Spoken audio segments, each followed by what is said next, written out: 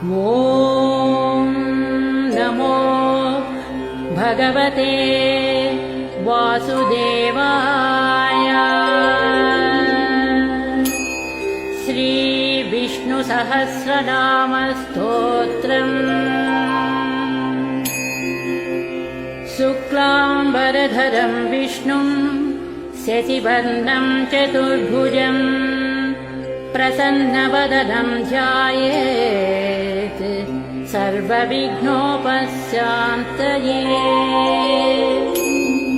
व्यासं वसिष्ठनप्तारं शक्तेः पौत्रमकल्मषम् पराशरात्मजं वन्दे सुखदातं तपोनिधिम्। यस्य द्विरदवक्त्राद्याः पारिषद्याः परस्म्यतं विघ्नं निघ्नन्ति सततं विश्वक्सेनं तमाश्रये।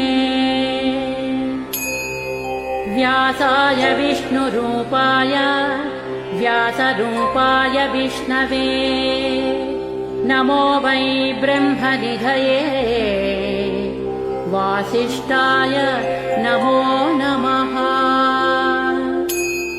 अविकाराय शुद्धाय नित्याय परमात्मने सदैकरूपरूपाय विष्णवे सर्वजिष्णवे।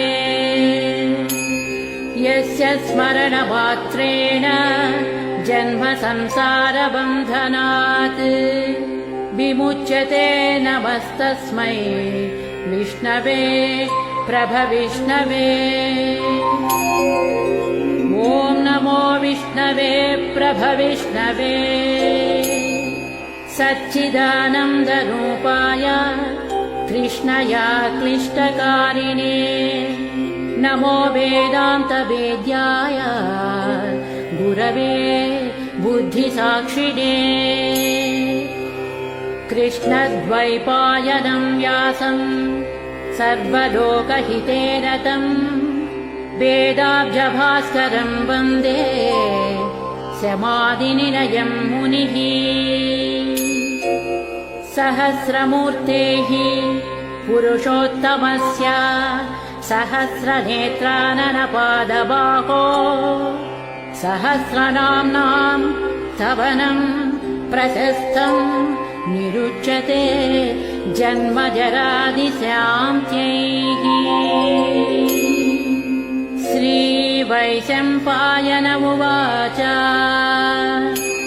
श्रुत्वा धर्मानशेषेण पावनानि च सर्वशः युधिष्ठिरः शान्तनवं पुनरे